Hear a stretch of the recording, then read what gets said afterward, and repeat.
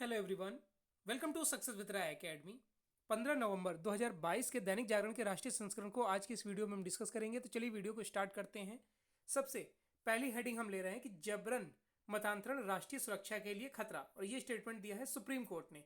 Supreme court ने धोखे, लालच और जबरदस्ती मतांतरण पर चिंता जताई है। कोर्ट ने कहा कि याचिका में लगाए गए आरोप अगर सही हैं तो यह गंभीर बात है। यह राष्ट्रीय सुरक्षा और नागरिकों को मिले धार्मिक स्वतंत्रता के अधिकार के लिए खतरा हो सकता है। कोर्ट ने केंद्र सरकार से कहा कि वह इसमें हस्तक्षेप करे और इसे रोकने के लिए कदम उठाए। शीर्ष कोर्ट ने केंद्र सरकार से 22 नवंबर तक हलफनामा दाखिल करने के लिए कहा है। साथ ही मामले को 28 नवंबर को फिर सुनवाई पर लगाने का आदेश दिया है।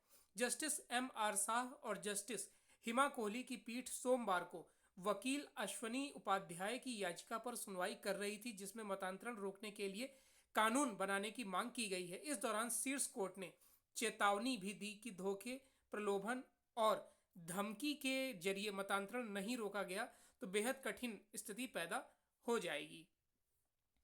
नेक्स्ट न्यूज है कि वैश्विक चिंताओं पर मोदी विश्व के शीर्ष नेताओं से करेंगे बात। G20 देशों के 70वें शिखर सम्मेलन में भाग लेने के लिए प्रधानमंत्री नरेंद्र मोदी सोमवार को इंडोनेशिया के बाली पहुंच गए। रात 8 बजे उनका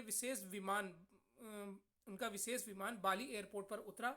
वहां भारतीय पीएम का भव्य स्वागत किया गया। मोदी मंगलवार की शिखर सम्मेलन के 3 सत्रों में हिस्सा लेंगे। उसके साथ ही वह कुछ वैश्विक नेताओं के साथ द्विपक्षीय बैठक भी करेंगे। सम्मेलन में वह भारतीय उपलब्धियां भी गिनवाएंगे। बैठक से एक दिन पहले अमेरिका के राष्ट्रपति जो बाइडेन और चीन के राष्ट्रपति शी जिनपिंग के बीच की मुलाकात से बाली का माहौल काफी सकारात्मक है और यह उम्मीद बंधी है कि खाद्य, ऊर्जा व स्वास्थ्य जैसे क्षेत्रों में मौजूदा वैश्विक चुनौतियों के समाधान को लेकर सभी G20 देशों के बीच सहमति बनेगी।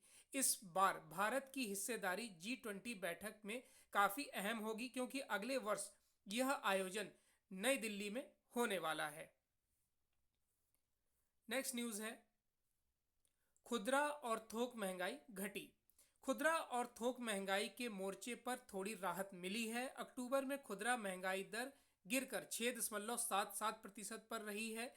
सब्जी और अन्य खाद्य पदार्थों के मूल्य में कमी के चलते इसमें कमी आई है। यह लगातार 10वां महीना रहा जब खुदरा महंगाई दर आरबीआई के अधिकतम लक्ष्य 6% से ऊपर रही है। दूसरी ओर थोक महंगाई दर भी अक्टूबर में घटकर 8.39% पर रही है। 19 माह बाद यह एक अंक में आई है। इससे पहले मार्च 2021 में थोक महंगाई दर एक अंक में यानी 7.89% थी। नेक्स्ट न्यूज है बाली में बाइडेन जिनपिंग की मुलाकात, आपसी मतभेदों को सुलझाने पर जोर। अमेरिकी राष्ट्रपति जो बाइडेन और चीनी राष्ट्रपति शी जिनपिंग ने सोमवार को इंडोनेशिया के बाली में मुलाकात की। यह दोनों वैश्विक नेताओं की आमने सामने की पहली मुलाकात थी। हालांकि इससे पूर्व दोनों के बीच फोन पर बातचीत हुई है। बाइडेन व जिनपिंग G20 में भाग लेने के लिए बाली पहुंचे हैं। दोनों नेताओं ने करीब 3 घंटे विभिन्न मुद्दों पर बातचीत की है। बातचीत इस लिहाज से और ज्यादा महत्वपूर्ण है कि दोनों देशों के बीच वर्तमान में काफी तनाव बना हुआ है और द्विपक्षीय संबंध बेहद नाजुक दौर से गुजर रहे हैं। बैठक में ताइवान के खिलाफ और रणनीतिक हिंद प्रशांत क्षेत्र में बीजिंग के जबरदस्त सैन्य रुख के बीच अपने मतभेदों को रोकने की आवश्यकता पर जोर दिया गया है। दोनों नेताओं ने अमेरिका और चीनी झंडों की कतार के सामने खड़े होकर एक दूसरे से गर्मजोशी से हाथ मिलाया। इस दौरान बाइडेन ने कहा कि वह जिनपिंग के साथ बातचीत के रास्ते खुले रखने को तैयार हैं। बाइडेन ने कहा कि मैं व्यक्तिगत रूप से आपके और मेरे बीच संचार की लाइनें खुली रखने के लिए प्रतिबद्ध हूं। नेक्स्ट न्यूज है कि कनाडा में अब भारतीय भी हो सकेंगे सेना में भर्ती। सेना में जवानों की कमी का सामना कर रही कनाडियन आर्म फोर्स ने घोषणा की है कि अब सेना में भर्ती के लिए स्थायी निवासी, जिनमें बड़ी संख्या में भारतीय भी हैं, आवेदन कर सकेंगे। CAF के इस कदम से कनाडा निवासी भारतीयों के लिए रोजगार के नए अवसर खुलेंगे। 2021 में करीब 1 लाख भारतीय कनाडा के स्थायी निवासी बने थे। CTV न्यूज की रिपोर्ट के अनुसार यह प्रस्ताव रॉयल कैनेडियन माउंटेड पुलिस की 5 साल पहले की गई घोषणा के बाद आया है कि वह भर्ती प्रक्रिया में बदलाव करने जा रहा है, जिसके अनुसार 10 वर्ष से कनाडा के स्थायी निवासी आवेदन कर सकेंगे। ये स्थायी निवासी पहले केवल कुशल सैन्य विदेशी आवेदक प्रवेश प्रोग्राम के तहत आवेदन कर सकते थे। नए नियम के अनुसार 18 साल के कनाडाई नागरिक जिनके पास ग्रेड 10 की शिक्षा हो या जो अधिकारी बनना चाहते हैं उनके लिए ग्रेड बी की शिक्षा होना अनिवार्य है। यही नियम स्थायी निवासियों के लिए भी लागू होगी। चलिए नेक्स्ट न्यूज पर आते हैं। अमेरिकी साजिश पर इमरान का यू टर्न, कहा फिर पीएम बने तो सुधरेंगे संबंध। पाकिस्तान के पूर्व प्रधानमंत्री इमरान खान ने अमेरिकी साजिश को लेकर यू टर्न ले लिया है। उन्होंने कहा कि यदि मेरी सरकार फिर आई तो मैं अमेरिका से संबंधों को सुधारना चाहूंगा। इस पर सोमवार को पाकिस्तान की सूचना मंत्री मरियम औरंगजेब ने इमरान पर निशाना साधते हुए कहा कि उन्होंने राष्ट्रीय हित में खेलने के बाद अब विदेशी साजिश की कहानी छोड़ दी है। फाइनेंशियल टाइम्स से इस माह एक साक्षात्कार में उन्होंने कहा कि वह अब अमेरिका को ज्यादा दोष नहीं देते हैं, पुनः चुने जाने पर उनके साथ एक गरिमापूर्ण संबंध चाहते हैं। अप्रैल से अपनी सरकार गिरने पर पाकिस्तानी तहरीक ए इंसाफ पार्टी के प्रमुख ने दावा किया कि वह शहबाज शरीफ अमेरिकी साजिश से प्रधानमंत्री बने हैं। उन्होंने दावा किया था कि उनके विरुद्ध अविश्वास प्रस्ताव इसलिए लाया गया क्योंकि उनकी एक स्वतंत्र विदेश नीति थी जिसका रूस और चीन से संबंध होने के कारण विदेशी साजिश रची गई थी।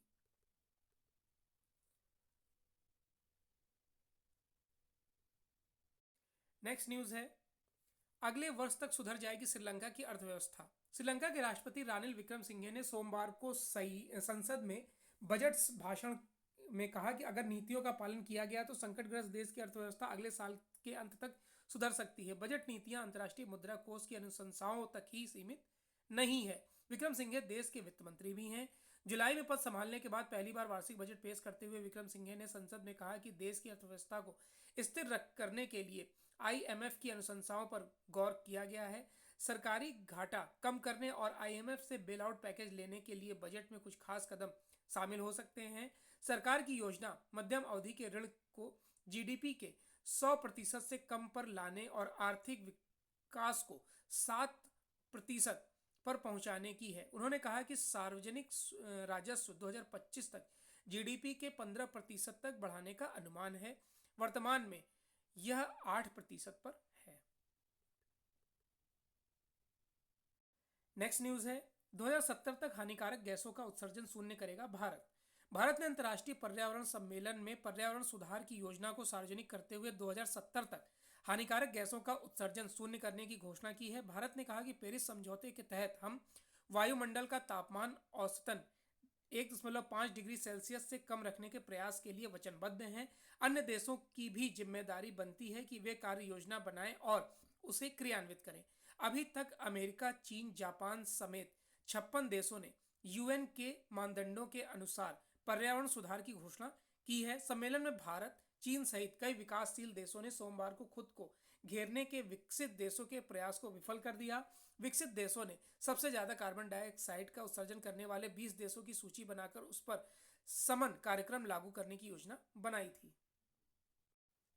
नेक्स्ट न्यूज है कि अक्टूबर में थोक और खुदरा महंगाई में मामूली राहत। ये हमने फ्रंट पेज पर ही कवर कर लिया है इस न्यूज को। दूसरी न्यूज है, वैश्विक विकास दर में कटौती संभव।